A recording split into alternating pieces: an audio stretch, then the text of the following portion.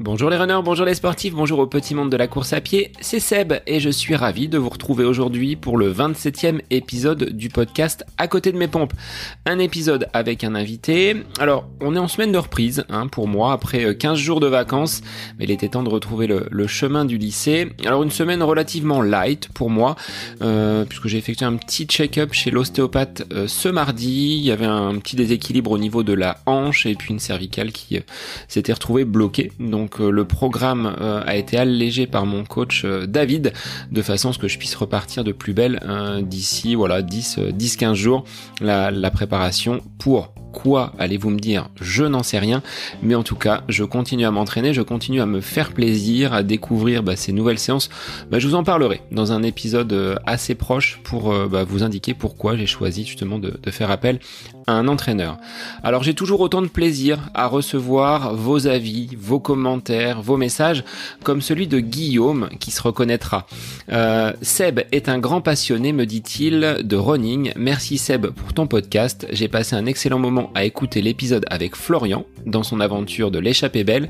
Je te souhaite une excellente préparation pour tes prochains objectifs. Alors, merci Guillaume et comme cet auditeur, laissez-moi vos messages, vos commentaires afin de faire grimper le podcast dans les classements. Ça, c'est la première des choses, mais également pour avoir votre retour sur des choses à améliorer, des choses à bonifier, des invités peut-être que vous souhaitez voir apparaître dans le podcast. Donc, n'hésitez pas à me commenter, à liker et à échanger avec moi.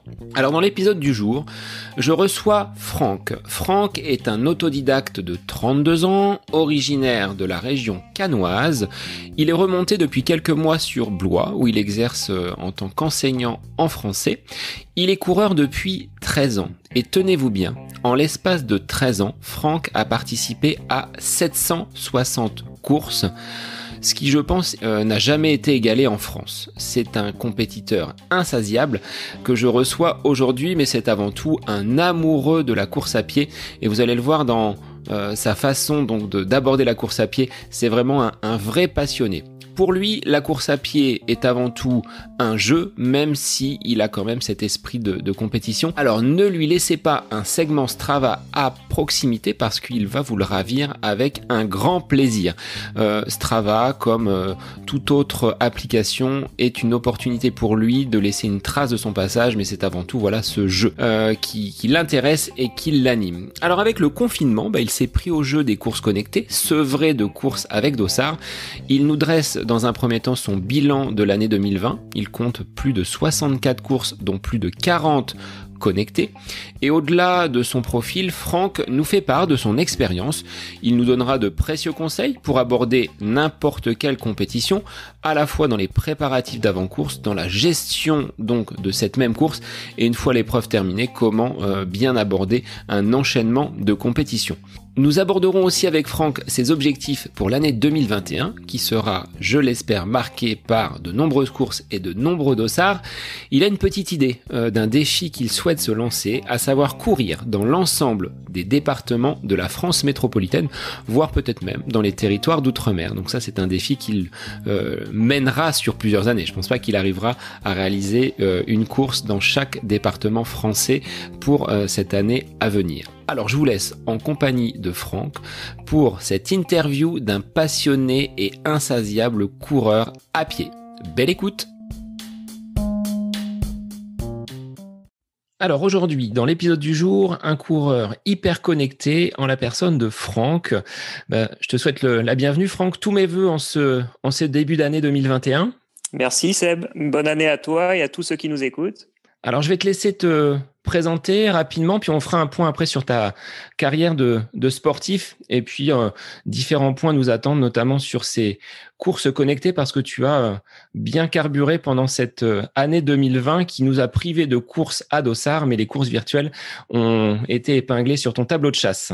Salut à tous, j'ai 32 ans, je suis né à Cannes, j'ai vécu sur la Côte d'Azur pendant pas mal de temps et actuellement je suis sur Blois avec Jenny, ma compagne, que j'ai rejointe donc pour vivre avec elle tout simplement. Donc on fait maintenant partie de la même région puisque j'habite en centre Val de Loire. Sinon, je suis passé aussi par Lyon et Paris. Alors Lyon, c'était pour les études et Paris pour mon début de carrière en tant que prof. Voilà. Donc oui, tu disais que j'avais pu épingler des dossards, effectivement. Alors, je suis coureur à pied avant tout et je suis licencié dans un club. Ça fait 11 ans que ça dure. Alors, j'ai commencé à courir il y a 13 ans, mais ça fait 11 ans que je suis dans un club. Ça fait tout autant d'années que j'épingle des dossards, comme tu dis.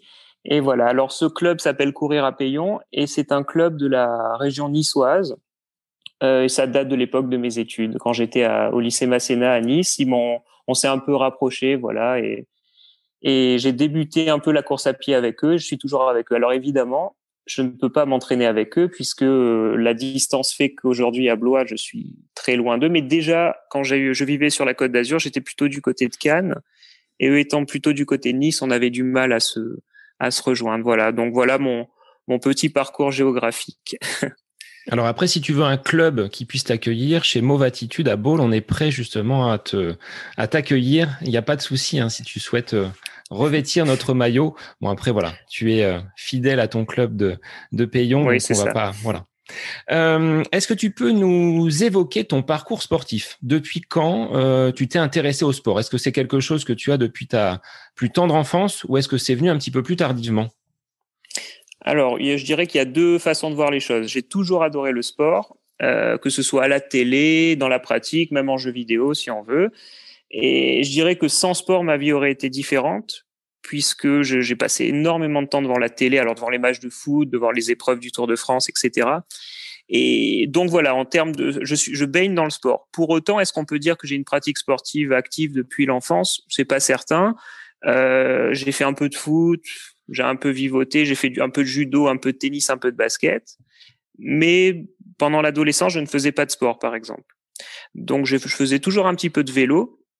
C'était pour un peu imiter les grands champions du Tour de France. Mais bon, tu vois, je sortais le vélo le 3 juillet quand le Tour de France commençait. Je le rangeais le 23 quand il s'achevait, quoi. Et voilà, la course à pied, elle est venue à 18 ans, l'année du bac, parce que j'ai passé l'épreuve du bac, donc c'était le 3 fois 500. Je crois que cette épreuve existe encore au bac aujourd'hui. Tu pourras peut-être Alors, me je sais pas, confirmer. oui, ce qui est au programme. Moi, je sais que c'était la natation et j'avais une horreur de cette pratique individuelle. Si j'avais eu course à pied, peut-être que je m'y serais mis un petit peu plus tôt, effectivement. Alors la malchance pour moi, c'est que j'ai eu course à pied, mais c'était une sorte de package de 3 sports. Donc il fallait, si je prenais la course à pied, parce que je voulais prendre la course à pied, et il fallait le faire avec la danse et le volleyball. Donc bon, j'ai fait de la danse pour pouvoir courir. Voilà comment on peut résumer mon entrée dans la course à pied. Et cette année du bac, donc en 2007, 2008, 2007-2008, j'ai participé à ma première course. C'était en décembre 2007. C'était le cross des îles de Lérins, qui est un cross très connu dans notre région et qui est une référence. Voilà, c'est un cross de niveau national. Et ça a été ma première course. Alors depuis, tu en as enchaîné quand même quelques-unes. En off, hein, tu m'indiquais le nombre de courses que tu as effectuées depuis donc 2007. Alors elle s'élève à combien? Dis-le nous. Alors, à la fin de cette année 2020, début 2021, j'en suis à 760 courses. Alors, je fais mine de pas les compter, mais finalement, tu vois, je les ai comptées. Oui. 760. Donc tu les as comptées. Moi, j'ai calculé ce qui représente environ 58 courses par an. Donc il y a plus d'une course par week-end. Comment tu l'expliques là? Comment ça se répartit sur l'année? Alors voilà, c'est pas une incohérence mathématique, c'est simplement que, alors des fois il m'arrive d'en faire 2 le week-end, c'est de plus en plus rare, hein, je dois te préciser, j'en fais souvent une.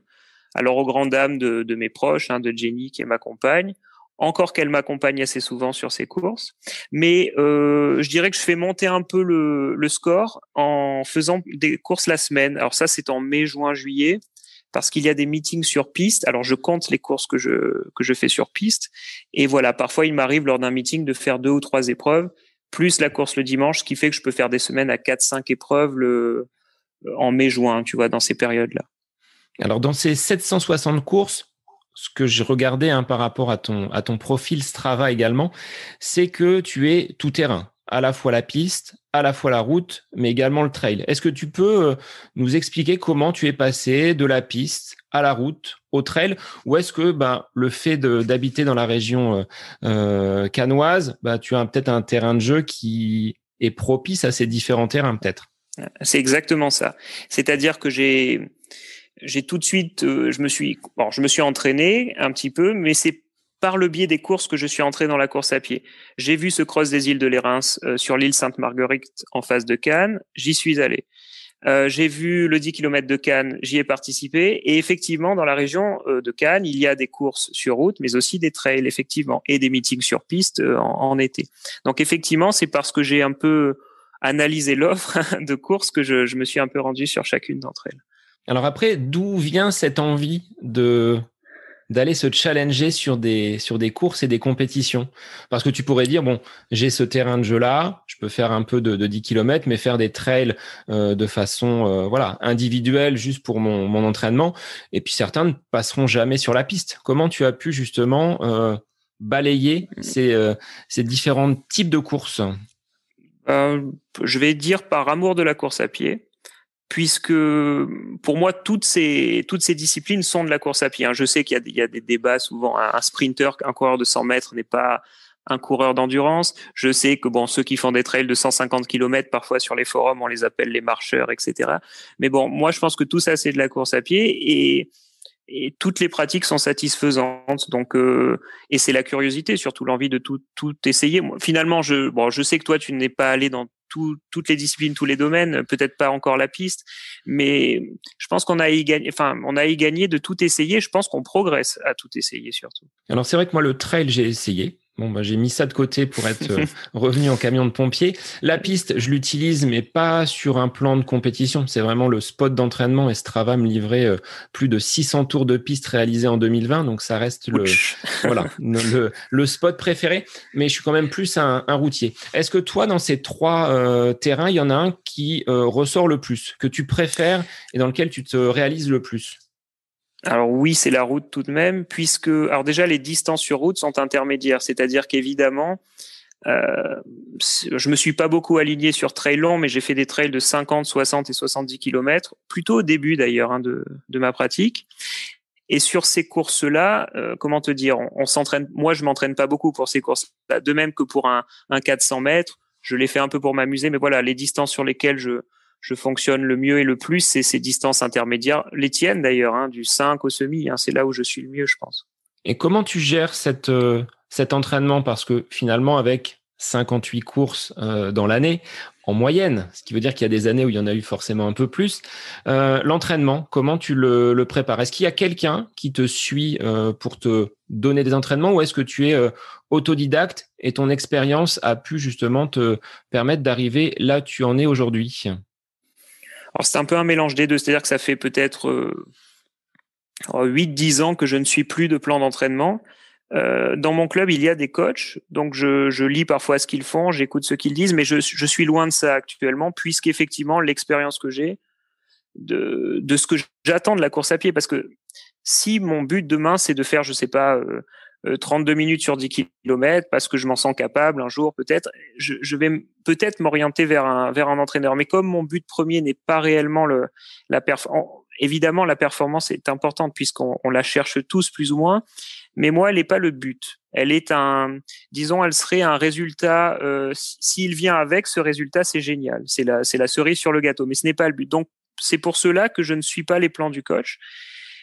D'un coach en particulier, puisque je veux être bien et bon, certes, mais le but, c'est surtout donc de courir en compétition, de me faire plaisir, de faire un peu à ma sauce surtout. C'est-à-dire si j'ai envie d'y aller à 18h, j'y vais pour faire un footing. Et au moment du début de footing, je me sens bien.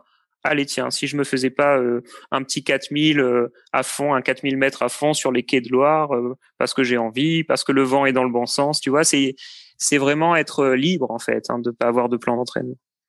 Et là, le changement de région t'offre de nouveaux terrains de jeu que tu ne connaissais peut-être pas totalement. Comment tu as vécu justement cette bascule entre le sud et le nord aujourd'hui? Enfin, la région centre, on n'est pas encore totalement au nord, mais il y a des nouveaux itinéraires à découvrir. Oui, n'oublie pas que pour un sudiste, après Avignon, c'est le nord. donc dans le nord. Et alors un coureur comme moi, j'ai beau ne pas chercher à trop m'entraîner spécifiquement, je cherche quand même des endroits plats. C'est-à-dire pour progresser sur route, il faut quand même avoir la route plate. Et là, les bords de Loire, comme je disais, sont un super terrain, bien que ce soit pas magnifiquement aménagé partout. C'est bien d'ailleurs, hein, c'est laissé à l'état naturel à certains endroits. Voilà, ça c'est un terrain de jeu super. J'adore le côté urban trail de Blois. Ce côté ruelle, escarpé, petits escaliers, ça j'adore. Après voilà, il y a un manque terrible. Tu l'as évoqué dans tes précédents podcasts. C'est l'absence de côte de plus de 800 mètres, quoi, d'1 kilomètre. Il y a pas de côte. Et ça c'est pas facile. Ouais. Là, il faut boucler plusieurs fois les escaliers de Nid-Papin sur Blois ou aller sur la forêt de Molineuf où tu vas pouvoir trouver un peu de dénivelé, mais c'est vrai qu'il n'y a pas de pente là. Ouais, c'est pas pareil parce que les pentes, on peut en trouver, comme tu dis, des pentes abruptes de 15, 20, 25, 30%. Mais je pense que ce qui compte pour un trailer, c'est que la pente dure. C'est-à-dire que quand tu vas en compétition ou faire un trail, je sais pas, dans les Alpes ou dans les Pyrénées, tu te retrouves parfois en plein milieu d'une course face à un kilomètre vertical. Donc c'est une pente qui va durer 3-4 kilomètres et qui va monter très fort. Et même si je fais plusieurs fois le tour des escaliers, tout ça, c'est des montées-descentes. Donc ce n'est pas du tout pareil. Alors, pour gérer, Franck, cet entraînement qui fait, entre guillemets, le travail préparatoire à tes courses du week-end, est-ce que tu suis une alimentation particulière? Est-ce que tu es vraiment rigoureux par rapport à cela? Parce que pour enchaîner autant de courses et un volume d'entraînement, il faut quand même pouvoir se reposer tranquillement et avoir derrière peut-être une alimentation soignée. Est-ce que tu y attaches une grande importance ou est-ce que tu es plutôt un épicurien? Plutôt épicurien. Alors j'ai tendance à dire que bien sûr l'alimentation c'est très important et pour toutes les choses de la vie, évidemment pas que pour courir, même pour être bien au travail, il faut pas mal manger parce qu'on peut être mal si on se nourrit mal. Pour autant, je pense que je fais attention quand la compétition arrive. C'est-à-dire que à partir du vendredi soir, alors ça fait pas de moi un fêtard pour le coup. À partir du vendredi soir, samedi midi, samedi soir, je vais éviter de les excès, n'importe quel excès. Après, il y a une mauvaise chose chez moi, c'est que je suis très attiré par le sucre et pas le bon sucre. En plus, tous ces sucres raffinés, des petits gâteaux. Voilà, Jenny me fait souvent le reproche, arrête de toucher à ça. Elle planque les gâteaux très haut dans les armoires, mais t'es grand, donc voilà, t'es oui. plus grand. Voilà. Non, après j'ai été habitué par mon père et ma mère et mes grands-parents à une bonne alimentation maison, tu vois ce que je veux dire, durant toute ma jeunesse. Pas de malbouffe, pas de McDo, pas de tout ça. Encore qu'une fois de temps en temps, oui. Mais voilà, c'est plus le péché mignon en ce moment, c'est ces petits gâteaux, ces petits cookies là auxquels je ne résiste pas.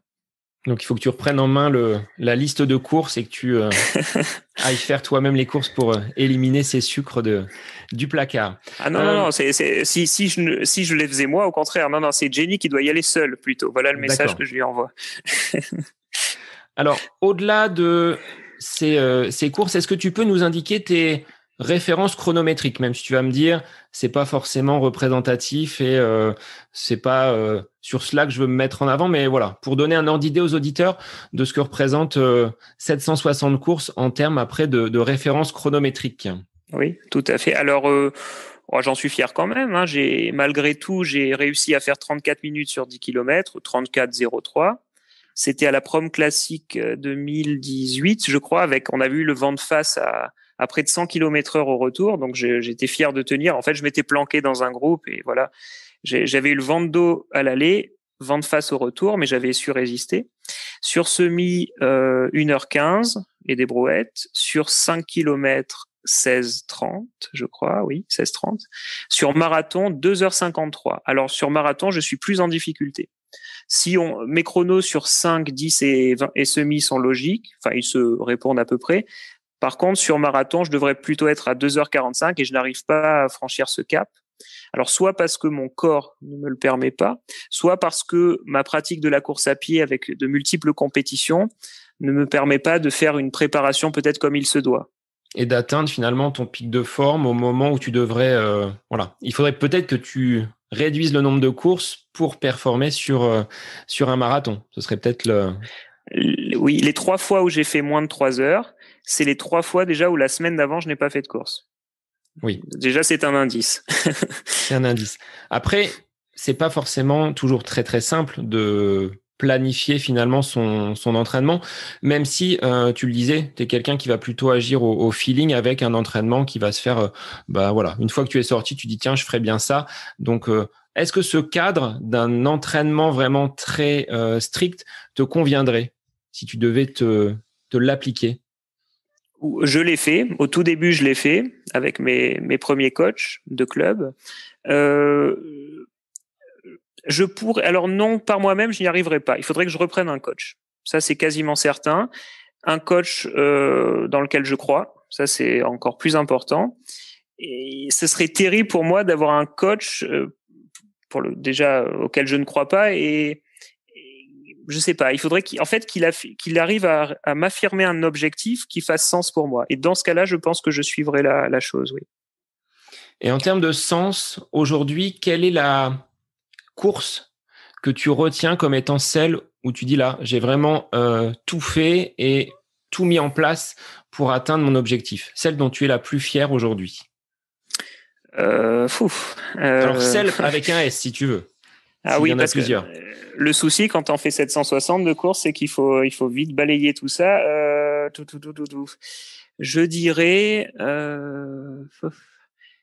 Je dirais peut-être le semi de Cannes où je fais 1h15 et même l'année suivante 1h16. C'est des courses où les semaines précédentes, j'ai atteint des forts volumes kilométriques autour de 80, 90 et 100 km pour la première fois de ma vie en étant structuré. Et j'avais fait quand même des courses les semaines qui précédaient, mais j'y étais allé un petit peu en dedans. Tu vois ce que je veux dire? J'avais vraiment l'objectif du semi de Cannes. J'avais vu que la qualif était à 1:15:30. Alors, je ne l'ai pas réalisé pour une dizaine de secondes, hélas. Mais voilà, c'était des courses que j'ai bien menées. J'ai pas trop craqué. Et sur le semi de Cannes 2018, j'ai une petite fierté. C'était que j'étais embarqué dans un peloton qui jouait les 1h16. Et là, les deux vainqueurs, entre guillemets, féminines ont pris la poudre d'escampette, sont partis, ont accéléré à 3:15, 3:20 pendant 2-3 km et j'ai su tenir leur rythme jusqu'au 18-19e. J'ai recraqué à nouveau, mais voilà, c'était une course où vraiment j'étais heureux de courir et je me sentais fort et bien entraîné. Enfin voilà, tout était au diapason. Et par rapport à ces différentes courses, tu disais le volume d'entraînement est pas si énorme. Tu dis atteindre 80-90 km. En moyenne, une semaine d'entraînement représente combien de kilomètres pour toi? 50. C'est-à-dire que au minimum, je suis à 10-20. Au maximum, je suis à 90-100. Donc 50-55, c'est la moyenne à peu près sur l'année. Voilà.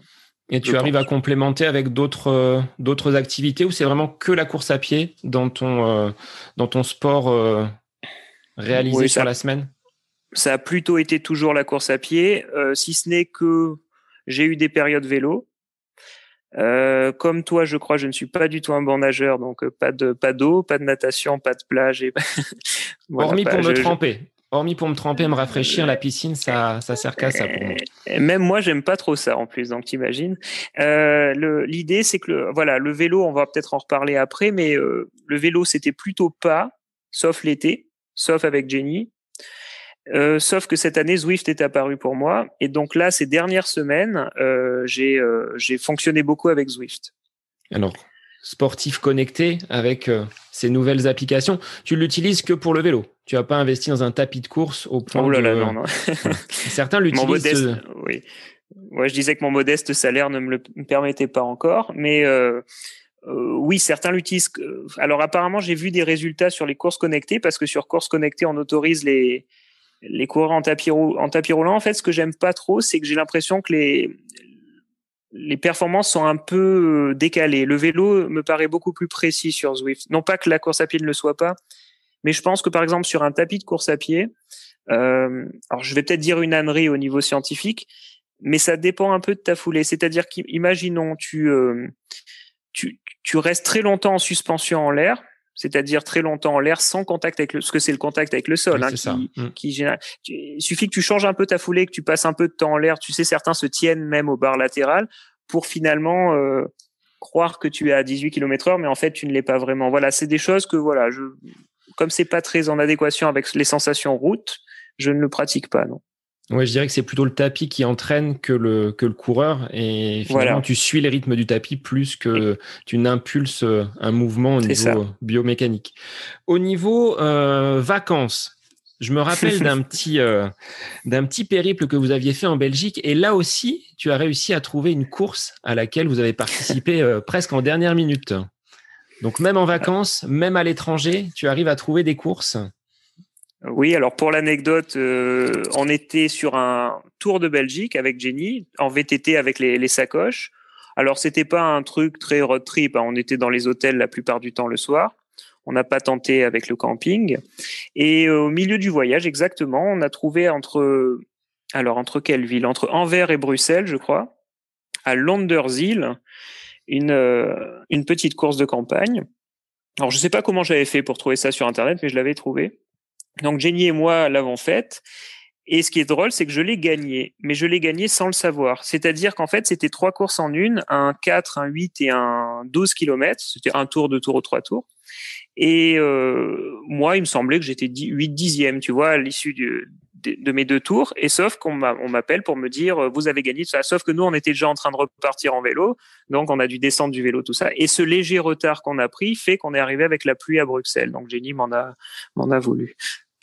Alors, ça, c'est l'anecdote. Mais au niveau de ta programmation, donc sur l'année, est-ce que tu es, quand un magazine sort avec le planning des courses, tu es le premier à aller le rechercher pour lister les courses ou est-ce que tu laisses vraiment au temps les courses qui vont venir à toi, tu vas en entendre parler, tu vas jeter un œil discrètement ou est-ce que tu as vraiment planifié ta saison pour les courses à venir? Alors, je vais plutôt planifier sur au moins 4, 5, 6 mois. Par exemple, si je planifiais là, alors là, je peux pas planifier, hein, comme tu l'imagines, mais si je planifiais en ce moment, ce serait jusqu'à fin juin, je pense. Et alors, par les magazines, oui, pas souvent en fait. On m'en a offert un d'ailleurs là pour Noël de magazine pour ma remontée à Blois en train, comme ça j'ai eu le temps de le feuilleter. Et mais sinon non, je me sers souvent des sites internet, notamment du site de la fédération, les fameuses bases attelées. Je pense que tu consultes Oui. ça aussi. Et là, tu as un calendrier qui est quand même bien mis à jour et tu peux faire des recherches sectorisées, donc par ligue, par département, tout ça. Et voilà, parce que je sais qu'à telle date, je serai dans tel coin, donc c'est plutôt efficace. Ok, donc là c'est vraiment très cadré au niveau de l'organisation. Si on fait un petit focus là sur ton année 2020, qu'est-ce que tu pourrais nous dire sur ton vécu en tant que coureur déjà? Comment s'est passée cette période de confinement et comment tu as réussi à poursuivre justement cette appétence pour les courses et les courses connectées finalement dans un deuxième temps? Oui, heureusement qu'elles sont arrivées, ces courses connectées. Bon, écoute, l'année 2020, c'est plutôt pas mal passé pour moi. J'ai un peu honte de le dire. Bon, j'étais plus ou moins tranquille. Alors, j'ai vécu avec mon père et ma belle-mère pendant la première partie d'année. On était séparés avec Jenny. Et voilà, depuis cet été, nous vivons donc à Blois. Bon, depuis cet été, nous ne sommes plus vraiment confinés puisque nous sommes allés au travail, etc. Donc, j'ai pas eu l'impression d'avoir un rythme bouleversé, c'est-à-dire que ma façon de courir n'a pas trop changé, surtout depuis septembre. Et pour les courses, alors là, oui, par contre, ça a été profondément bouleversé. Donc, comme tu le sais, tu viens de le dire, 2020, ça a été l'essor des courses connectées. Alors, cette année, par exemple, j'ai fait 64 courses. Et sur les 64, j'en ai fait 43 connectées. J'ai quand même réussi à en trouver 20 et 21, 21 non connectées, physiques, donc réelles. Et voilà, donc ces courses connectées, on peut en parler si tu souhaites. Ben oui, c'était justement pour savoir quel était l'attrait que tu trouvais dans ces courses connectées. Alors moi, j'ai participé à l'Ekiden ASICS World Tour, c'est la seule que j'ai pu faire de façon connectée. Après, le manque de participants, le manque d'entourage, hein, ce qu'on recherche dans les courses, c'est aussi l'ambiance du peloton. J'ai pas forcément adhéré. Moi, je me suis plus tourné, si tu veux, vers les challenges un petit peu perso, ce que j'ai fait sur 5, sur 10 kilomètres, mais je voyais pas de mon point de vue, et on va pouvoir échanger là-dessus, l'intérêt de ces courses connectées, mais je voulais avoir ton regard sur ces courses et comment tu as, toi, réussi à y trouver un intérêt. Alors, ce qu'il faut dire, c'est que j'ai des petites manies. Par exemple, j'adore ce qui est classement. Donc déjà, une course connectée te permet d'avoir une trace, un classement. C'est-à-dire que par exemple, si toi, tu as fait un 5 km ou un 10 km record, tu le sais, c'est très bien et tu en es content, mais moi, j'aime bien que ce soit gravé dans le marbre. Donc si par exemple, parallèlement à cela, tu t'étais inscrit à une course connectée, tu aurais pu avoir sur Internet, sur n'importe quelle application dédiée, ton classement et donc une référence. Bon, ça, c'est un détail, évidemment. Sinon, alors j'ai eu moins de difficultés que toi, je pense, à trouver de la motivation. C'est-à-dire que dès lors que je savais que j'étais inscrit à la course connectée, mon cerveau réagissait un petit peu et reprenait son mode compétitif. Et alors, évidemment, le peloton, ça joue énormément en course, hein, ne serait-ce que pour le mental. Alors, je crois pas que comme en vélo, l'aspiration joue beaucoup, mais c'est vrai qu'en compétition, quand tu suis les foulées de quelqu'un, c'est très payant. Et ces courses, voilà. Alors, ce qui était bien pour ces courses aussi, c'est qu'au niveau des inscriptions, alors soit elles étaient gratuites, soit elles étaient payantes, mais si elles étaient payantes, c'était généralement très peu payantes et toujours pour une bonne cause.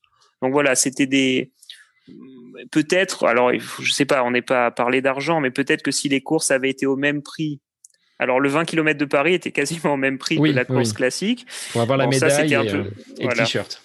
Ça m'a effrayé, hein, pour tout te dire. Mais sinon le principe, non, je l'ai bien apprécié. C'était surtout pour moi, tu sais, c'est comme alors je vais pas parler de drogue, hein, mais c'est comme quelqu'un qui est sevré d'un coup de ce pourquoi. Enfin, moi, mes loisirs sont beaucoup tournés vers la course à pied, donc on m'a privé de mes compétitions. Heureusement que les courses connectées sont arrivées pour pallier un peu le manque, voilà.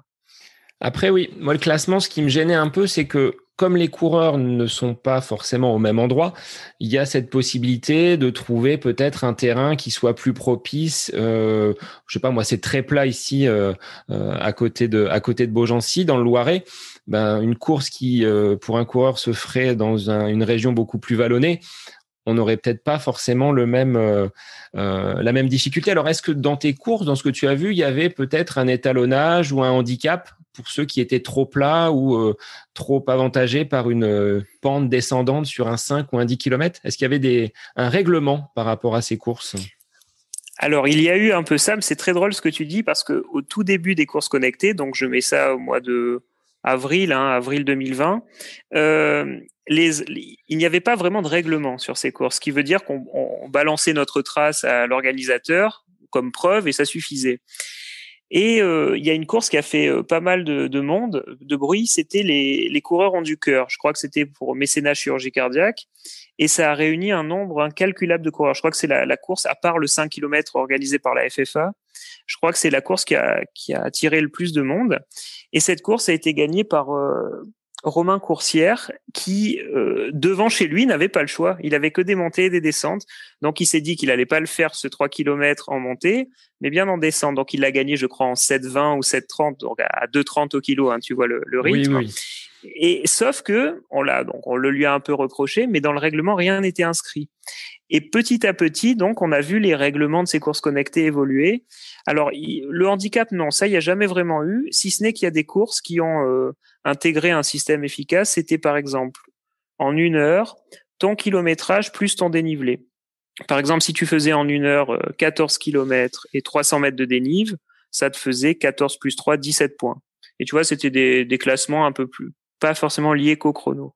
Oui, parce qu'après, il faut tenir compte de la bonne foi des coureurs. Si quelqu'un le fait en vélo ou si quelqu'un donne sa montre à quelqu'un qui court beaucoup plus vite, après, on est sur un challenge aussi un petit peu personnel.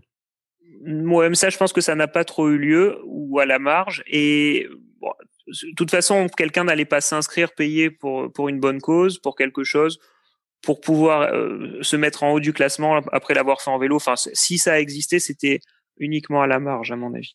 Alors, au-delà du classement, au-delà du sevrage de courses officielles, est-ce qu'il n'y avait pas derrière, une philosophie, cette volonté de continuer à courir de ta part par rapport à ces nombreux challenges que tu as pu relever pendant ces quelques mois et pratiquement sur toute l'année 2020?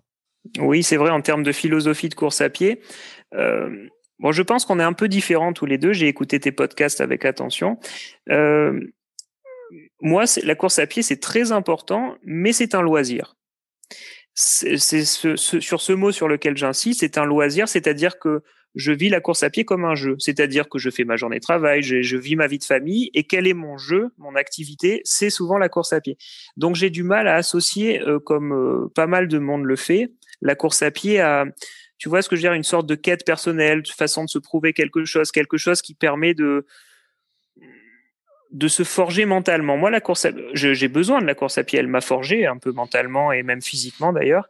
Mais c'est vraiment ce que je considère un loisir. Donc, à ce titre, tu comprends pourquoi je suis plus compétition qu'entraînement. C'est-à-dire que cette théorie, tu sais, qu'on dit souvent, il vaut mieux regarder le chemin parcouru que le résultat. Moi, j'y souscris pas tout à fait en fait. C'est pas trop dans mon optique. Bah, c'est vrai que j'aime bien finalement le cheminement dans l'entraînement, et quand tu as mis les éléments en place durant ton entraînement, bah, le point d'orgue reste finalement la course. Mais voilà, j'ai aimé le parcours durant 2, 3. Alors j'aime pas les plans très très longs, mais j'aime bien ce cheminement-là. Après, il est vrai que moi c'est plus, oui, ce besoin de sortir. Le côté jeu, je l'ai peut-être, mais moins que toi, dans le sens où ouais, j'irai pas week-end après week-end chercher des courses connectées. Et le classement, je dirais, bon, il représente ce qu'il représente, mais j'y attache pas forcément une grande importance. Mais voilà, on est là pour échanger, et c'est vrai que on n'est pas du tout donc sur le même fonctionnement, mais c'est pour ça que je t'ai invité, pour comprendre justement ce besoin des courses connectées. Alors sur un plan global, 2020, ce que tu disais, c'est pas forcément une si mauvaise année. Si tu devais retenir un élément, une chose de cette année, ce serait quoi? Au-delà du côté connecté, confinement, qu'est-ce que tu as appris sur ta pratique et sur toi-même? Parce que on n'a pas pu concourir, pas pu être en compétition avec physiquement d'autres collègues. Qu'est-ce que toi tu as appris personnellement? Qu'est-ce qui fait que cette année 2020 sera quand même positive pour toi? Alors bon, d'un point de vue personnel, c'est mon déménagement qui a changé beaucoup de choses dans ma vie. D'un point de vue compétitif, je pense que alors je sais pas si c'est lié, il faudra qu'on en discute, mais l'absence de blessures. C'est-à-dire que j'ai fait ces courses connectées, j'ai fait quasiment autant de courses qu'une année normale, certes, mais voilà, j'ai eu un repos peut-être du corps et de l'esprit. Je sais pas si c'est le confinement qui a permis ça ou autre chose, mais c'est une année où je sors comme toi d'ailleurs, hein, je t'ai entendu, sans aucune blessure, sans gêne, sans douleur. Et ça a été, alors, soit parce que par expérience, j'arrive à éviter les pièges, soit parce que malgré tout, en me déplaçant moins, en forçant un peu moins le week-end tout de même, je me suis un peu épargné. Donc c'est peut-être ça que je retiendrai globalement sur l'année. Parce que jusqu'à combien de kilomètres tu serais prêt à parcourir dans un week-end pour faire une course? Tu disais justement sur la fatigue induite par les compétitions. Alors il y a une limite mentale, avec Jenny on se dit ça souvent, c'est dès que ça dépasse l'heure, on y réfléchit à 2 fois. Plus d'1 heure de route, c'est délicat. C'est-à-dire qu'on pourrait faire 3-4 heures de route si on courait que tous les mois. Mais comme on y va quasiment tous les week-ends, ou moi en tout cas j'y vais quasiment tous les week-ends, c'est difficile pour moi de dépasser 1 heure de route. Alors certes, parfois il arrive des cas où j'ai vraiment envie de courir, où j'ai vraiment envie de faire une course, et dans ce cas-là, il n'y a pas d'autre choix que de faire parfois 1h20, 1h30. Et sinon, je peux mettre un bémol à ça, c'est pour un marathon, tu vois, une grosse course. Là, on peut même prendre l'avion pour ça, évidemment. Ça dépend de l'importance qu'a la course, à mes yeux. Et est-ce que vous aviez, là, dans cette année 2020, prévu des courses qui étaient peut-être loin, à l'étranger, qui ont été annulées et sur lesquelles vous avez dû faire une croix? Toutes, parce qu'il y a eu ce jeu de report de marathon. En fait, on a cherché dès la fin 2019 un marathon. Jenny et moi, et même des amis à moi, on était partis sur non pas Zurich, excuse-moi, Vienne marathon, et qui a été annulé. Puis après, on s'est reporté sur des marathons français ensuite, parce qu'on a tout de suite eu peur que les marathons internationaux nous soient interdits d'accès. Et donc, on a ensuite misé sur Deauville, sur La Rochelle, puis sur Deauville, etc. Et ça n'a été qu'une succession d'annulations. Alors, sur ces annulations, vous êtes remboursé? Comment ça se passe? Enfin, sur Vienne, je suppose que vous aviez déjà peut-être pris vos billets, vos réservations d'hôtel. Est-ce que vous avez eu des dédommagements? Oui, quasiment pour toutes les courses. Alors ça, ils ont bien joué le jeu, les organisateurs. On les en remercie parce que déjà, ça pourrait les mettre dans l'embarras, eux, pour leur trésorerie. Mais voilà, toutes les courses nous ont remboursé. C'est pour ça qu'on osait aussi s'inscrire à de nouvelles courses à chaque fois. L'avion, alors ça, il faut que je vois avec Jenny parce que j'ai plus souvenance, mais il me semble que soit l'avion, soit le marathon de Vienne nous a remboursé qu'à moitié. Je sais plus peut-être que le marathon. Le marathon, finalement, les Autrichiens n'ont pas été si généreux puisqu'on a eu droit, je crois, qu'à 50 ou 60%. Voilà. Mais c'était déjà honnête, hein, vu peut-être ce qu'ils avaient eux engagé comme frais. Alors avec 2021 qui se profile, est-ce que tu as ciblé déjà des courses? Bon, on sait que c'est très vague, hein, au niveau du calendrier, ou est-ce que tu continues sur ces courses connectées pendant l'hiver? Alors, il y a un site sur lequel je vais souvent maintenant que je suis dans cette région nouvelle, c'est ProTiming. Bon, ça ne couvre pas que le centre Val-de-Loire, hein. Il y a même des courses ProTiming dans le sud. Mais ProTiming, c'est la plateforme où il y a le plus de courses connectées. Donc là, je guette un peu pour janvier, il n'y en a pas. Donc, je vais attendre de voir comment ça évolue. Il y a la prom classique. Alors ça, je vais la faire. C'est entre le 8 et le 18 janvier. Ce sera une course connectée cette année. C'est notre grand 10 km très connu, hein, tu sais, à Nice, dans le sud. C'est la 3e ou 4e course de France en termes d'affluence. Ou 5e peut-être, je sais plus. Et cette course, donc, a mis en place le module connecté. Donc, je vais faire ça. Et après, je ne sais pas, c'est l'inconnu total. Et donc, il y a une absence de perspective qui est totale. Et justement, je te reparle de ça, mais je ne sais pas si je dois m'inscrire ou pas. Parce que, évidemment, les organisateurs de courses ont mis en place les inscriptions de leurs grosses épreuves, disons, parce qu'on est censé reprendre à partir, je crois, du 20 ou du 21 janvier, si j'ai bien lu la dernière actualité de la FFA. Mais alors là, c'est l'incertitude. Au niveau des groupes, c'est compliqué, hein. Même nous, en termes d'entraînement, on est sur des mini-groupes encadrés de maximum 6 personnes sur la voie publique. Et les infrastructures là qu'on utilise, on n'en a pas. C'est-à-dire qu'on est un club un peu sans installation, et la seule piste qui s'offrirait à nous n'est pas ouverte aujourd'hui. Donc c'est compliqué pour s'entraîner, mais ça l'est autant pour planifier, parce que les courses, comme tu dis, il y a très très peu de choses. ProTiming dans la région centre est l'organisation qui présente le plus d'offres connectées, mais c'est vrai que ça reste très très minime. La dernière course que tu as faite en 2020, c'était laquelle? Celle les 5 km de la Fédé peut-être? Ou est-ce qu'il y en a eu d'autres? Alors j'ai eu des courses intra-club également que j'ai pas compté. C'était le 5 km de la Fédé, c'est ça, ouais. Open FFA. Numéro 2, parce qu'il y en avait eu une version cet été, là il y a eu la version hivernale. Tiens, d'ailleurs, je rebondis rapidement là-dessus. Je fais partie des coureurs qui ont un peu abusé du système, puisque le premier 5 km de la Fédé, je l'ai fait en descente pour m'amuser. Voilà. Donc, d'accord. La règle me le permettait. Et alors, je sais que au-delà des courses connectées, tu es également fan de la plateforme Strava.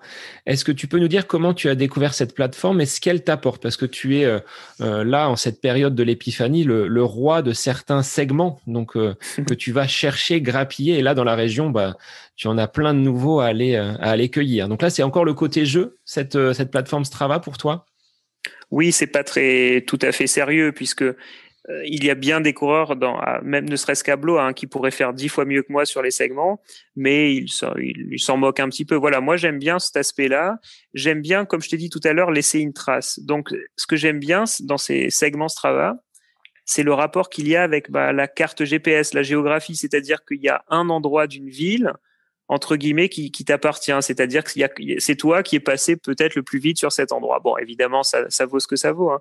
Mais ça, j'aime beaucoup ça. Donc, le principe des segments Strava, qui existe d'ailleurs sur désormais pas mal d'applis, hein. Je vois que Garmin s'y est mis 1 an ou 2 après. Je crois que c'était en 2016, un truc comme ça. Enfin, c'est un modèle qui a été quand même recopié, mais ça vaut ce que ça vaut. Comme je dis, c'est plus de l'amusement, effectivement. Ça n'a encore que, quand je vivais à Paris, je vivais à Enghien-les-Bains. Il y avait ce fameux tour de lac qui fait 3 km tout pile. Donc, c'est un très, très bon repère. Donc, j'ai fait du 2 x 3000, 3 x 3000 dessus, mais j'ai tout de suite voulu prendre le segment du tour du lac. Et à force d'insister, je pense que ça m'a entraîné. C'est-à-dire que de faire par exemple un 3000 à 3,15, 3,20 au kilomètre, écoute, ça a peut-être aidé à la progression. Alors, je pense, comme tu l'as dit par ailleurs, que c'est quand même quelque chose de négatif. En tout cas, si quelqu'un gère mal la situation, il ne peut avoir envie que de faire ça, d'aller décrocher les segments partout de Strava. Et dans ce cas-là, ça va être complètement anarchique pour un entraînement, évidemment. Moi qui m'entraîne sans plan, ça va, mais pour quelqu'un qui a l'entraînement planifié, les segments Strava sont à proscrire, selon moi, puisque ils créent une sorte d'anarchie, à moins de trouver un segment parfaitement calibré. Par exemple, le 1500 mètres des bords de Loire qui est devant là où j'habite actuellement est parfait pour faire du 1500. Justement, des fractions de 1500 mètres, c'est absolument parfait. Et il y a un repère, donc Strava te compte à chaque fois tes chronos sans que tu aies même toi besoin de les laper sur la montre. Tu vois ce que je veux dire? J'ai un peu la même chose là où j'habite, où un segment de 500 mètres, je l'avais créé pendant le confinement, je pouvais pas aller beaucoup plus loin. Donc, ça me servait vraiment de repère quand je voulais tourner. Donc, de le voir comme un outil d'entraînement, oui, là, je te rejoins. Après, il est vrai qu'on voit de tout sur cette plateforme. C'est le réseau social des sportifs, comme ils l'appellent. Je me suis fait prendre à ce jeu-là. Il y a parfois tendance à vouloir se comparer à ce que les autres ont pu faire. Alors, j'ai pas été jusqu'à la blessure, mais je pense que, comme tu le disais, si c'est fait de façon anarchique, ça peut être un peu contre-productif par rapport à un entraînement qui serait structuré. Mais voilà, de pouvoir échanger avec des différentes personnes qui sont passées sur le même segment, je trouve que c'est plutôt sympathique. Donc, si tu veux venir en chercher un, il y en a un à côté de la maison. Donc, si tu veux la couronne, il faudra venir batailler sur mes terres. Je viendrai, sans problème. Alors, toi qui as vécu donc cette expérience de course à 760 reprises, Franck, est-ce que tu pourrais nous donner une petite méthodologie je vais pas dire du guide du parfait compétiteur pour aborder les courses de la meilleure des façons et être sûr de réussir sa course? Encore faut-il s'entendre sur ce qu'est réussir sa course.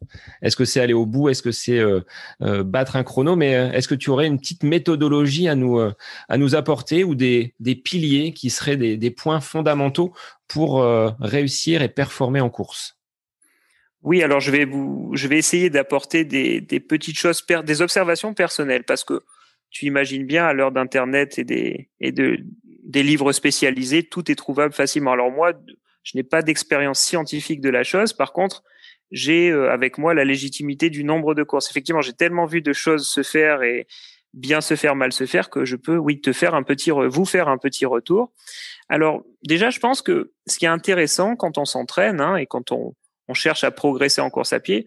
Donc là, je vais plutôt parler de l'aspect chronométrique. De vouloir finir une course, j'ai pas trop de conseils à donner, parce que c'est quelque chose qui dépend beaucoup du mental, et je ne suis pas trop confronté à ce type d'épreuve, puisque, comme je t'ai dit, je suis jamais allé sur des trails très longue distance. Donc, sur le chrono, déjà, on peut chercher à vouloir se situer. Au départ, c'est souvent le réflexe que l'on a, puisque généralement, quand on suit un plan d'entraînement, on nous demande combien voulez-vous faire ou combien valez-vous. Tu es d'accord avec ça? Alors, c'est vrai que sur le chrono, faut aussi être en phase avec son niveau. Il faut déjà être capable, en tant que coureur, de se dire: j'ai déjà fait ce chrono-là, je veux atteindre cette performance-là. Encore faut-il être capable d'y parvenir. Donc pour ça, je pense on peut essayer de se situer.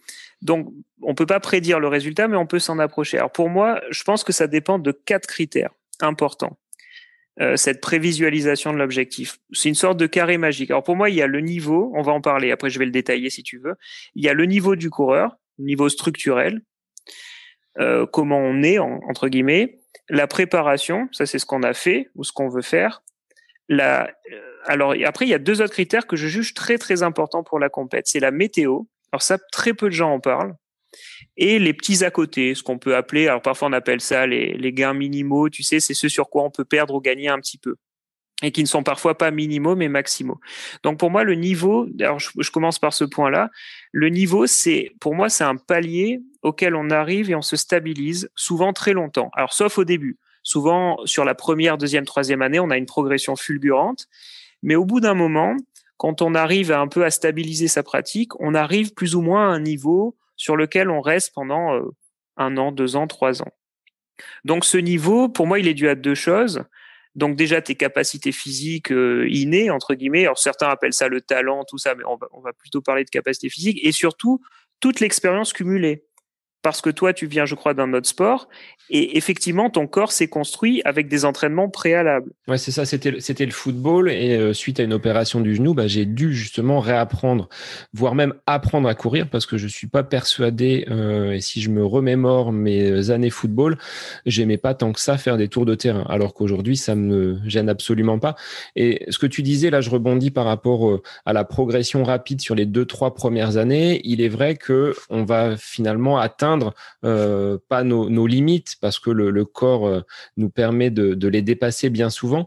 Mais si je me rappelle mes premières années, oui, tu passes de 55 minutes aux 10 km à 50, 45, et puis là arrive la barrière des 40, et là ça a été beaucoup plus difficile, parce que on va pas grappiller une minute aussi facilement que sur les premières années. Donc là, je te rejoins. Et donc, ce niveau que tu atteins, alors peut-être toi c'était autour de 40, moi je pense qu'on peut en faire une sorte de base de départ. Alors, j'aime pas le mot base, mais c'est ça. On a différentes possibilités pour établir son niveau. On a la valeur sur un 10 km, on a la VMA ou la VO2 max, qui sont deux choses différentes. On a en cyclisme, on a la fameuse FTP dont j'ai entendu parler maintenant sur Zwift. C'est des systèmes qui te permettent donc d'estimer quelle est ta valeur plus ou moins générale et actuelle. Et à partir de là, alors, on a un niveau qu'on peut faire bouger encore. Alors ça dépend donc de l'entraînement. Et cet entraînement, ça peut être soit être une préparation imaginons que toi, je sais pas, on va dire que ton niveau global, c'est 38 minutes. Si tu fais un super entraînement, une super préparation, tu vas peut-être pouvoir aller chercher un peu mieux. Mais globalement, tu pourras pas trop jouer énormément sur la préparation. Ça peut jouer sur une ou 2 minutes. Ça peut être une minute de mieux ou une minute de moins bien. Il suffit que tu te prépares mal ou tu ne te prépares pas pour ta compétition et tu arriveras à faire 41 au lieu de faire 37, par exemple. Et à partir de ça, on a donc cette petite variable. Donc pour moi, il y a la grosse donnée de départ, c'est le niveau. Après, il y a la variable qui est la préparation terminale d'une compétition. On va dire que c'est l'entraînement, ce qu'on appelle une prépa, tout simplement, les 5, 6, 7, 8 dernières semaines. Et là, pour moi, je mets un trait, je tire un trait, et il y a pour moi pas mal d'autres critères qui rentrent en compte. Et là, je pense que les coureurs ne les convoquent pas assez dans leur réflexion. Quand ils analysent une course, ils vont dire tiens, je vais aller ça et j'ai fait telle prépa et tiens, c'est bizarre, je n'ai pas eu le résultat escompté. Parfois c'est mieux, parfois c'est moins bien, parce que pour moi il y a toute une deuxième partie. Si tu veux, on peut en parler dans le détail. Donc je pense déjà à la météo.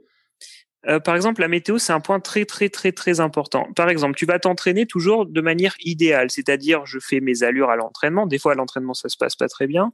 Mais tu dis, généralement, sur des fractions de 1000 mètres, 2000 mètres, 3000 mètres, tu vas pouvoir atteindre la zone de vitesse, entre guillemets, que tu espères en compétition, à part si tu es vraiment mal. Mais globalement, le jour J, il suffit juste qu'il fasse 10 degrés de trop, qu'il y ait 20 km/h de vent de trop, que le taux d'humidité soit mauvais, et tout ça, ça peut voler en éclats. Et ça, je pense que quand on fait une contre-performance, on se dit pas assez, tiens, les conditions du jour n'étaient pas telles que je les avais estimées. Moi, il est vrai que l'épisode chaleur, et je me rappelle d'une course où il faisait vraiment trop chaud, j'avais plus de jambes et impossible pour moi de tenir l'allure qui était celle fixée, où tu te rends compte, ce que tu disais tout à l'heure, toi, sur la course où tu as rencontré 100 km/h de vent, forcément que la résistance, elle est quand même beaucoup plus forte que si tu avais eu ces 100 km/h de vent dans le dos. Donc, sur cette analyse, je te rejoins, et notamment sur, je dirais après, au-delà de la météo, il y a, alors ça tu vas peut-être le dire par la suite, l'état de fatigue et l'entraînement en dehors du sportif, c'est-à-dire que la vie quotidienne, le stress induit par l'activité professionnelle, par ce rythme que nous offre la société actuelle, est un facteur également à prendre en compte. Si vous faites une course et que vous avez passé les 15 derniers jours à cavaler à droite à gauche parce que votre activité professionnelle vous l'impose, on n'aura pas forcément les mêmes jambes. Ce qu'on disait tout à l'heure, période de confinement, on est reposé, il n'y a pas de blessure. Là, avec ce stress induit par la vie professionnelle, on peut s'exposer également à des blessures au-delà justement d'une course qui puisse être mal réalisée ou pas accomplie comme on l'aurait souhaité, effectivement. Donc après la météo, est-ce que tu as d'autres piliers justement qui entreraient en compte dans ce fameux carré magique ? Oui, il y a pour moi je vais rebondir exactement sur ce que tu dis.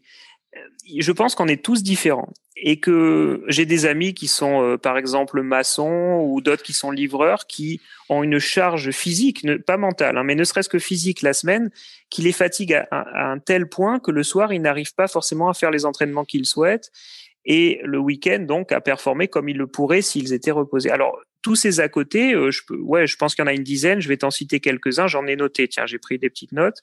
Alors déjà, il y a le stress. Déjà, le stress, je pense que ça. Alors, je sais pas si ça oxyde les muscles ou si ça fait quelle réaction ça crée dans le corps, mais c'est très très mauvais.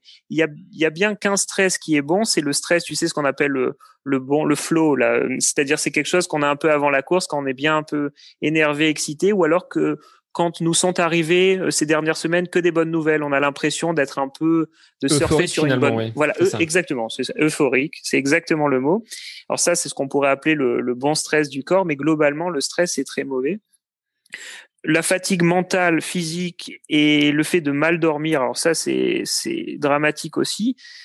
Par exemple, j'ai vu un reportage sur beIN Sport d'un junior éthiopien, je crois qu'il était champion du monde junior de cross, donc de 18-19 ans, qui avait déjà une super expérience. C'était il y a 5-6 ans que j'ai vu ce reportage, et il disait « Je mange pas très bien, mais je dors ». Et il y a qu'à voir les records men et women kenyans et kenyanes. C'est Edna Kiplagat qui disait dormir 15 heures par jour. C'est-à-dire qu'elle dormait sa nuit, elle courait très tôt le matin, elle se remettait un peu au lit, elle petit déjeuner, une sorte de brunch, elle allait courir vers 14 heures, elle se recouchait 1 heure encore, elle recourait une sortie un peu plus longue le soir, elle faisait parfois donc 2 à 3 entraînements par semaine, mais accompagnés du sommeil. Et ça, c'est fondamental. C'est-à-dire qu'alors, j'ai écouté tes précédents podcasts, évidemment, la veille d'un marathon, c'est parfois dur de trouver le sommeil, mais évidemment, tu as compris qu'on parle là d'une gestion du sommeil sur les semaines et les mois qui précèdent, évidemment. C'est pas juste la veille où on va se dire il faut que je dorme absolument mes 12 heures, que ce soit Laure, que ce soit Florian, que ce soit Aurélia ou Sébastien, ils le disaient. Voilà, la veille de la course, on dort très mal, et je pense que toi qui as vécu aussi ces courses-là sur marathon, c'est pas là où tu vas faire ta meilleure nuit, mais si tu grappilles du temps de sommeil, et on est tous pris par les écrans, par cet attrait pour le numérique, ben voilà, on ampute finalement notre capital récupération. Et alors on va pas le sentir au quotidien, mais après, comme tu le disais, ce stress, je pense, est très oxydatif et va entraîner des tendinites, des choses qui vont apparaître et qui vont nous bloquer, nous perturber dans notre progression. Mais je te laisse dérouler les autres points de ces à côté qui peuvent être à prendre en compte pour performer en course. Alors, alors l'alimentation, je l'ai quand même noté.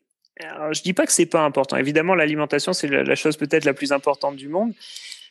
Disons que l'alimentation, il y a 2 fautes à ne pas commettre. Une faute structurelle qui est celle d'une mauvaise alimentation dans sa vie de tous les jours, et une très mauvaise, une plus ponctuelle qui est juste avant la course, qui est une mauvaise chose, qui est de se nourrir mal avant une course. Et ça, par contre, ça peut être catastrophique. C'est-à-dire que le repas qui précède la course, pour moi en tout cas, corporellement, il est très important. Ça peut créer des indigestions, et tu sais très bien, quand on ne digère pas quelque chose, on ne peut pas courir correctement. Par exemple, il y a l'histoire des pâtes. Les pâtes et tous les plats qui sont très glucidiques, donc comme les pâtes sont intéressants évidemment, mais je pense que les pâtes ou les aliments glucidiques, déjà, il y en a qui les tolèrent plus ou moins bien avec le gluten, mais je pense que ces plats, il faut les prendre un peu en amont. Moi, je suis pas sûr qu'un plat de pâtes avant un marathon, par exemple, même si c'est mangé 3 ou 4 heures avant, je suis pas certain que ce soit génial, parce que moi, ça m'a souvent donné des crampes d'estomac et mal à l'intestin. Donc, je suis pas certain que trop se charger avant une course soit quelque chose de bien. Donc, il faut plutôt, moi, pour l'alimentation, je suis plutôt un défenseur de peu manger avant une course. Le problème, c'est que quelqu'un comme moi, qui est peu de réserve, glucidique, lipidique, je tombe vite en panne d'essence à cause de ça. Donc, j'arrive pas pour l'instant, ça c'est un des derniers points que je n'arrive pas à régler. Ce que tu disais par rapport au marathon, jusqu'au SMI, peut-être que tu as le carburant nécessaire pour performer, mais au-delà, le fait d'avoir très peu de réserve, on va dire, ça t'empêche peut-être de passer ce cap du marathon. Et tu disais, je suis peut-être capable de faire 2h45, mais j'arrive pas à atteindre du fait alors là, c'est la composition corporelle qui va, entre guillemets, entrer en compte, mais ça peut être un élément bloquant, entre guillemets. C'est exactement ça. Je pense que j'ai une faible résistance musculaire déjà au départ. Et en plus de ça, mes réserves sont assez limitées. Elles s'épuisent vite. Et alors, ça se travaille, évidemment. Il y a plein d'entraînements. Je lis parfois sur Internet des façons de régler ce problème. Mais après avoir un peu essayé, je suis jamais vraiment arrivé au but. Et ça, c'est pour moi, ça, ce point d'alimentation. Donc, bon, je vais pas rentrer trop dans le détail. De toute façon, il y a une telle littérature sur Internet on peut trouver. Mais c'est à mettre pour moi en lien avec les données chimiques. Alors ça, c'est un point aussi qui est très peu abordé. Je pense que les coureurs gagneraient à faire des analyses de sang, notamment avant leurs objectifs. Alors moi, mon problème, c'est le fer. Je crois qu'un de tes précédents intervenants avait dit cela aussi. Avec un taux de fer qui est sous les normes, je suis sûr que je ne serai pas bien le jour J, le jour de ma course. Par exemple, j'ai une nomenclature, je crois qu'il faut entre 20 et 320 nanogrammes par millilitre dans le sang, etc. de fer. Et quand j'étais plus jeune, j'étais autour de 7. Donc évidemment, dans ce cas-là, je suis moins bien embarqué pour ma compétition. Donc ça, c'est des choses qui sont absolument à voir et je pense qu'on gagnerait tous au moins une fois par an à faire une prise de sang. C'est ce qui est conseillé un bilan et on voit souvent des coureurs qui, s'éreinter à courir, se retrouvent au moment de la course en carence, voire en anémie complète. Et bah là, la contre-performance, elle arrive même au-delà parce que c'est un peu dangereux après pour la santé globale de l'athlète. Est-ce que tu avais d'autres points pour ces à côté, afin que tu puisses nous donner ensuite tes conseils vraiment pratiques le jour de la course?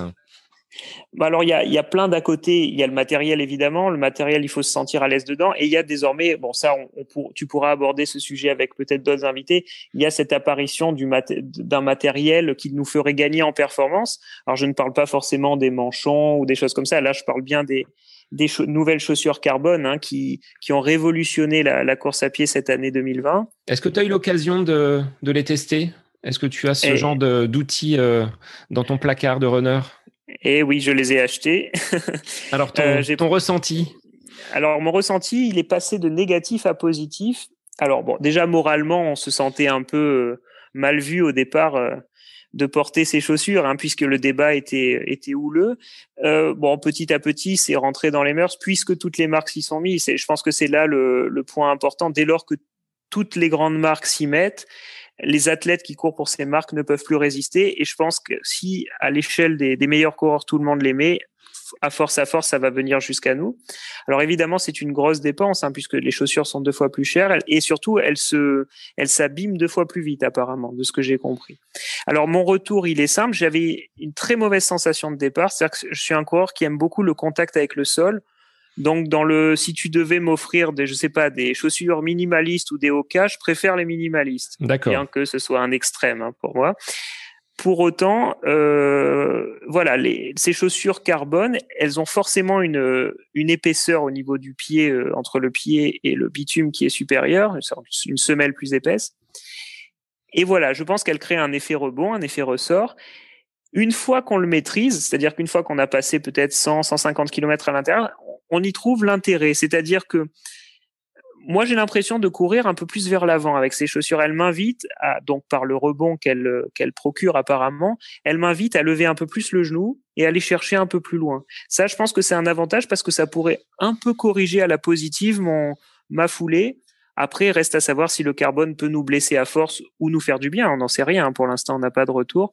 Voilà, ça, c'est cet apport matériel de cette dernière année. Et je pense qu'il va changer considérablement les choses dans les années à venir. C'est aussi terrible, parce qu'il peut y avoir une inéquité au niveau des résultats des courses désormais pour ceux qui en ont et qui n'en ont pas. Alors, sur des grandes courses, je pense que ça se verra pas trop, vu que tous les coureurs seront sponsorisés, équipés, mais sur des courses, on va dire, un peu plus locales, on peut avoir cette disparité, même si, pour en avoir discuté avec Pascal, donc du magasin Running Conseil à Orléans, il me disait que à la longue, sur un footing, sur quelque chose d'un petit peu plus long, il y avait ce côté confort qui permettait de reposer un petit peu donc les articulations. Et ce que tu disais, cette bascule vers l'avant qui t'entraîne un petit peu plus. À contrario, des entraîneurs ont pu en discuter et sur l'étude qu'ils avaient faite et l'observation menée sur un groupe d'entraînement, les performances n'étaient pas forcément accrues et pas forcément de meilleurs chronos pour des athlètes qui portaient ce genre de chaussures. Donc, à voir avec le temps ce que ça peut représenter, puisqu'il y aura un nivellement graduellement et je pense que les marques vont devoir également baisser leurs coûts par rapport à ces nouvelles technologies. Je sais que moi, étant équipé par Mizuno, c'est des mousses maintenant, donc une mousse Energy qui est sur l'ensemble de la chaussure. J'ai pas testé encore parce que les chaussures sont neuves et encore au placard, mais quand je vais les tester, je vais voir ce que ça va m'apporter. Après, je m'attends pas à descendre mes chronos de façon significative, mais voilà, c'est l'apparition de cette année ces chaussures avec le record du monde sous les alors je sais plus, sous les 2 heures. Alors, il y en a eu dans tous les sens, hein. Oui, ouais, je crois que c'est il y a eu les chaussures qui ont permis de faire moins de 2 heures pour Kipchoge. Il y a eu sur semi récemment des records dans tous les sens. Sur seul le 10 km route, je crois, est détenu par un athlète qui n'en avait pas à l'époque. Ouais, donc après, voilà, c'est à prendre en considération. Alors, je t'ai pas demandé, Franck, quelle montre tu utilisais, parce que vu que tu es connecté, Garmin pour toi, ou est-ce que tu as expérimenté plusieurs plateformes pour ces montres? Alors, je suis sur Garmin. J'ai toujours été sur Garmin, mais c'est pas vraiment une préférence marquée. C'est-à-dire que je les trouve peut-être esthétiquement plus sympas. Leur montre ronde, je trouve que ça se porte un peu plus facilement dans la vie de tous les jours. Donc, c'est peut-être pour ça que je suis chez Garmin. C'est pas pour des raisons purement techniques. Très bien. Alors, sur le jour J, on a pris son dossard, on est prêt à faire son échauffement. Qu'est-ce que tu nous conseilles après je le répète, 760 courses. Je ne sais pas si en France, je lance un appel. S'il y a quelqu'un qui a fait plus de courses que toi en l'espace de 13 ans, on l'invite à s'exprimer sur le podcast, mais tu dois faire partie des personnes qui ont le plus couru en compétition. Comment on peut bien aborder sa course le jour J ? Alors déjà, je pense qu'il faut pas subir le moment et l'événement. On est là par plaisir. On s'est inscrit à une course, on s'est déplacé parce qu'on avait envie de le faire. Donc il faut pas être ratatiné par le stress. Alors moi, j'ai un petit conseil à donner, c'est si on est vraiment stressé, c'est de fonctionner comme un pro. Et là, j'en appelle à cet exemple de la natation. Je sais pas si tu vois les nageurs quand ils entrent en compétition devant le bassin, ils sont souvent avec un casque sur les oreilles. Ils sont dans leur bulle. Ouais, c'est ça, ils sont dans leur bulle, mais ils ont toute une espèce de rituel très pro. Je trouve que c'est très codifié, mais ça fait très professionnel. Et je dirais qu'un athlète qui se sent pas en confiance avant une course importante, type un marathon, de fonctionner un peu de la même manière, c'est-à-dire de ritualiser beaucoup, même si ça peut paraître un peu ridicule aux yeux de certains, c'est-à-dire de prévoir ses faits et gestes, un peu comme si on était un vrai pro qui arrivait à son événement, qu'il a préparé pendant des semaines. Voilà, ça c'est l'arrivée que je juge la meilleure pour quelqu'un de stressé. Et est-ce que comme les pros, tu as des objets fétiches, le short qui t'a fait courir en moins de temps, les chaussettes sur cette course-là que tu avais adoré parce que moi je sais que dans le football on avait au club où je jouais des personnes qui mettaient toujours le même short, c'était les mêmes chaussettes, il fallait pas en changer, c'était celles qui allaient nous faire gagner le match. Donc est-ce que tu as des objets comme ça qui sont fétiche? Pas vraiment, puisque je suis pas superstitieux. Et après, au bout de 700 courses, le short serait troué et les chaussettes aussi. Donc bon, non, j'ai peut-être eu ça au début, mais sur des chaussures. Alors les chaussures, c'est pas la même chose puisque on est sur une appréciation plus directe. Donc c'est pas tant la superstition qui joue là. Alors après ces rituels de pro, qu'est-ce que tu peux nous conseiller une fois qu'on a le dossard accroché et que les minutes vers le départ vont s'égrener assez rapidement? Qu'est-ce qu'on peut faire pour être bien dans sa course dès le coup de sifflet? Alors, moi, je pense qu'il faut être mentalement dans la course. C'est-à-dire que s'il y a une musique d'ambiance, il faut la suivre, il faut taper un peu sur ses jambes, se motiver. Il faut pas, banaliser son arrivée dans le sas de départ. Sinon, on sera jamais en rythme. Quand on se motive pas, le premier kilomètre peut être terrible, justement, si on n'est pas nerveusement impliqué, si tu vois ce que je veux dire. Et je pense qu'il faut partir vite parce que tous les pelotons partent vite. Mais alors, il y a une erreur à ne surtout pas commettre au moment du départ, on peut se laisser entraîner par le rythme du peloton, mais après, ça, on l'apprend ou pas, mais il y a différentes filières, tu sais, en course à pied, les filières anaérobie, aérobie, etc. Je pense qu'il faut pas dépasser une certaine distance. Il y a des coachs qui disent qu'on peut partir vite pendant 1 ou 2 kilomètres. Moi, je pense que c'est beaucoup trop.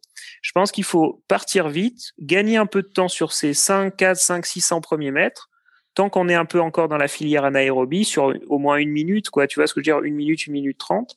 Et après, dès lors qu'on rentre dans l'épreuve à proprement parler, dès lors qu'on se cale à l'allure souhaitée, il faut surtout respecter ce qu'on s'est dit. Parce que bien souvent, des athlètes sont motivés par ces départs en fanfare et se retrouvent entraînés. Et après, la course est fichue. Comme tu l'imagines, quand tu fais 1 ou 2 kilomètres ou 3, le pire encore 3, à trop haute intensité, eh bien évidemment, tu t'effondres ensuite. Donc après, c'est difficile d'aller jusqu'au bout. Alors une fois qu'on est voilà dans cette course mentalement, que le starter a retenti et qu'on a effectué ses premiers kilomètres pour se mettre dans le rythme, comment on gère au niveau mental, que ce soit sur un 5, alors ça va aller très vite parce que les kilomètres vont vite passer, mais sur 10 et semi-marathon, quels conseils tu pourrais donner pour justement rentrer dans son rythme et atteindre la ligne d'arrivée de la meilleure des façons, soit par rapport au chrono, soit par rapport à une place visée? Alors là, je vais jouer le coach de base. Et pour moi, il faut quand même se fier à ses allures d'entraînement. C'est-à-dire que si je veux faire un 5 km à 4 au kilo, 4 minutes au kilo, il faut que dans mon allure de course, je jette quand même un œil de temps en temps à la montre si je suis pas certain et je vois que je suis autour de cette zone. Après, il y a des contextes de course. C'est-à-dire que si jamais il y a un peloton qui est 10 mètres devant soi et qui est là et qu'il faut juste donner un petit coup de rein pour aller reprendre ce groupe, je pense que c'est intéressant aussi de se fier un peu au contexte de course. Mais il ne doit pas inversement nous piéger. Après, je pense que moi, je dirais qu'il y a 3 parties dans une course à pied. Il y a le départ, qui est fait un peu plus rapidement, mais sur lequel on doit vite se calmer. Il y a toute une partie très longue au milieu qui va du premier kilomètre au 8-9e, dans cette partie dans laquelle il faut être régulier le plus possible, surtout ne pas faire d'accélération, ralentissement à outrance, parce que ça c'est très fatigant. La preuve, quand tu t'entraînes en fractionné, tu fatigues plus vite que quand tu t'entraînes à allure régulière, je pense. Oui, c'est sûr. Et pour une moyenne qui finalement à la fin de l'entraînement égale. Et voilà, à partir, je pense, de 2-3 kilomètres avant l'arrivée, là, il y a un moment intéressant. Il faut savoir bien jauger ses forces. Je pense qu'on peut réaccélérer progressivement. Voilà, donc il y a 3 temps. Ça, je pense que c'est un peu pour tout le monde pareil. On a souvent un petit moment de légèreté quand la ligne d'arrivée se profile ou que voilà, il y a un coureur qui est devant et qu'on souhaite accrocher. Bon voilà, on va mettre les bouchées doubles et la fatigue, on l'oublie un petit peu. Après, sur la récupération, est-ce que tu as des petits conseils pour bien récupérer, éviter les blessures, continuer à pouvoir progresser en enchaînant les courses, parce que c'est un peu ta marque de fabrique, à l'image de ce coureur japonais qui ne fait que des marathons et qui a un niveau de performance sous les 2h20, je crois. Il a je ne sais combien de marathons, plus de 70 ou 80 marathons sous les 2h20. Et comment tu fais, toi, pour éviter tout cela, ces blessures et ces désagréments? Et je crois que l'athlète dont tu parles, c'est Kawoshi, et qu'il a même un record en 2h06, pour te dire, et en ayant enchaîné plusieurs dans le mois. Pour la récupération, je pense que c'est là où l'entraînement n'est pas très suivi pour moi. C'est-à-dire qu'évidemment, les 2 jours qui précèdent et donc les 2 jours aussi qui suivent la compétition, je fais soit rien, soit un footing de récup. Je fais attention de bien boire parce que l'eau est très importante. Ceux qui boivent peu généralement peuvent avoir des soucis d'ordre tendineux, etc. Il faut beaucoup boire pour éliminer, pour drainer. Pour la boisson, pour moi, l'eau est très importante, je pense. Il faut éviter le sucre. Toutes les blessures liées aux tendinopathies sont évitables avec une bonne alimentation, une bonne hygiène de vie.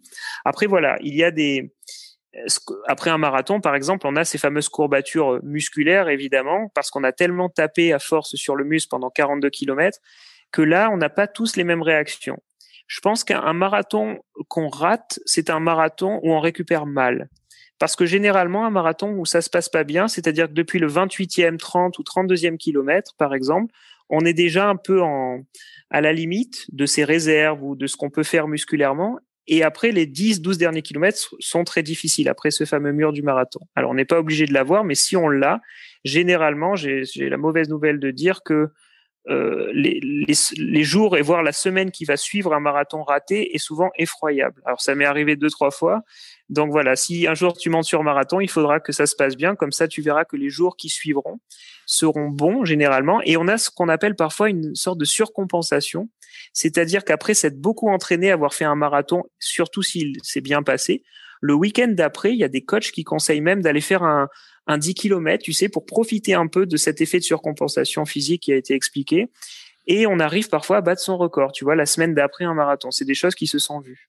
Alors, je pense qu'il y a le côté physique, puis peut-être le côté mental également. C'est-à-dire qu'on surfe sur une belle performance après un marathon, donc on peut prolonger ce qu'on disait tout à l'heure, hein, ce flow avec des belles performances. Donc, alors là, on a un panel complet de tout ce qui nous permettra donc de performer en course pour les mois à venir.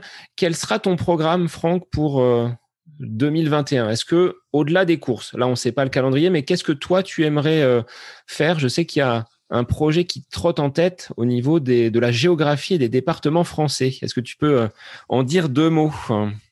Oui, alors ça je me suis aperçu après avoir couru beaucoup que j'avais couru dans pas mal de départements de France.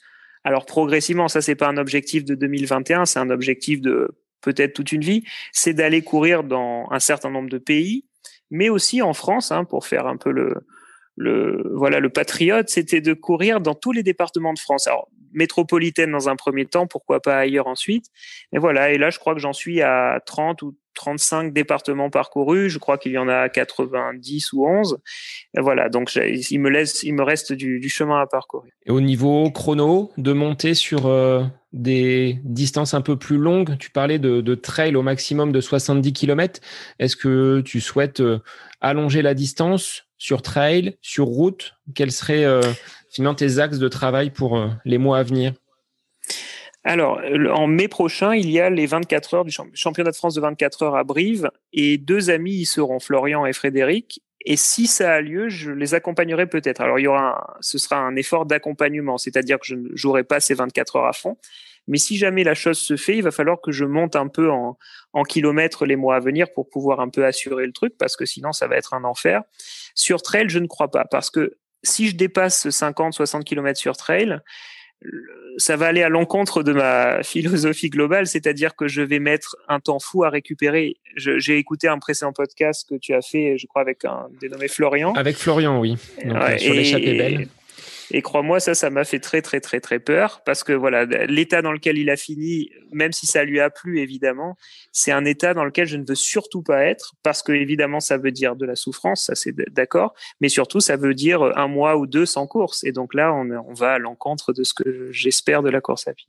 De ce que tu espères, effectivement. Alors, sur quel réseau on peut te retrouver facilement si les gens veulent te suivre et comptabiliser avec toi les courses supplémentaires que tu vas pouvoir effectuer? Où est-ce qu'on peut te trouver facilement? Alors, je vais peut-être t'étonner et vous étonner.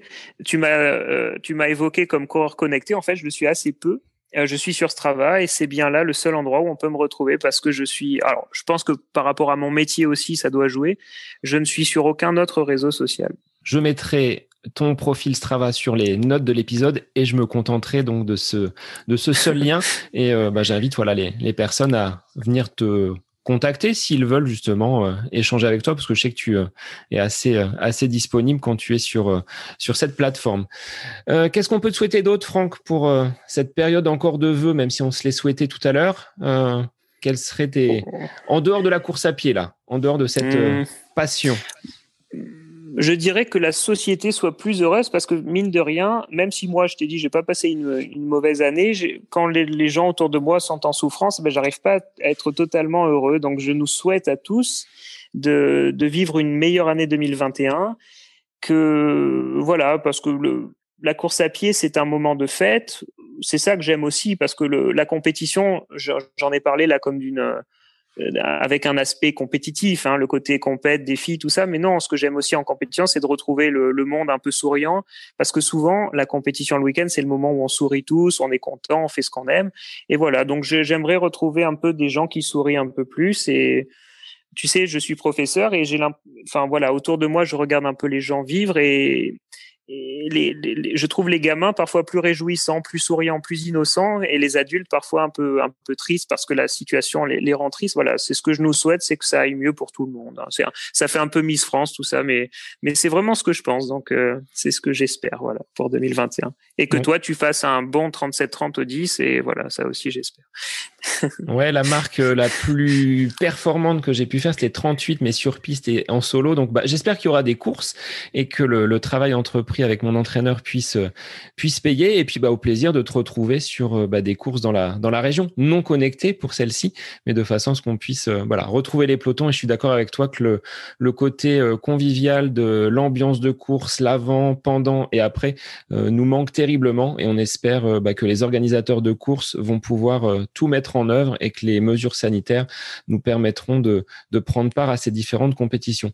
Un grand merci Franck pour ce long échange, mais qui a été très instructif. Ton regard de coureur depuis plus de 13 ans avec ces nombreuses courses nous offre de précieux conseils. Et puis ravi de t'avoir comme invité du podcast en ce début d'année 2021. C'est un plaisir partagé. Je te souhaite le meilleur à toi et à ton podcast pour cette année 2021. J'espère que tu nous présenteras de superbes invités et avec lesquels tu échangeras sur notre superbe passion commune. Est-ce que tu aurais des invités que tu souhaiterais voir, toi, sur le podcast ? Oui, pourquoi pas. Alors j'ai des références. Moi, évidemment, j'ai des références qui sont celles des meilleurs coureurs parce que j'aimerais entendre ce que pensent et comment les meilleurs s'entraînent. Mais je sais pas. Peut-être j'ai un ami qui pourrait être intéressé par le podcast, Krylan Le Bihan, qui est un athlète de très haut niveau, qui est vice-champion d'Europe de duathlon, qui pourrait prendre plaisir à participer à ton podcast, je pense, parce qu'il aime bien échanger sur sa pratique. Et sinon, peut-être, je sais pas, avec cette idée de département, de prendre un athlète par département, tu vois, de quelque chose de représentatif, une femme ou un homme, évidemment, qui comme ça fera que toute la France pourra t'écouter et voilà, tu prendras un peu les gens qui sont un peu connus dans leur coin et tu les mettras en valeur. Ça peut être une idée sympa. Bon, alors je vais te prendre comme impresario, c'est-à-dire que tu feras le travail de recrutement pour les invités. Mais en tout cas, un grand merci. Et puis, l'invitation est lancée pour ton ami. Donc, on va essayer d'aller le contacter pour pouvoir l'inviter sur le podcast. Encore merci, Franck, pour cet échange. Pour les auditeurs, moi, je vous retrouve la semaine prochaine pour un prochain épisode. Je vous souhaite un bon week-end et puis, continuez à courir et à prendre du plaisir comme on a pu l'échanger avec Franck aujourd'hui.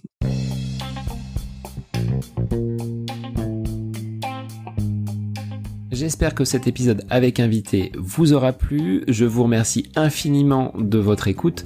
Pour faire remonter le podcast dans les classements, je vous invite à laisser une petite évaluation sur Apple Podcast, 5 étoiles, un petit commentaire. Ça me fera énormément plaisir et vous permettrez au podcast d'être remonté, diffusé, déployé sur ces différentes plateformes de façon plus importante encore qu'il n'est actuellement.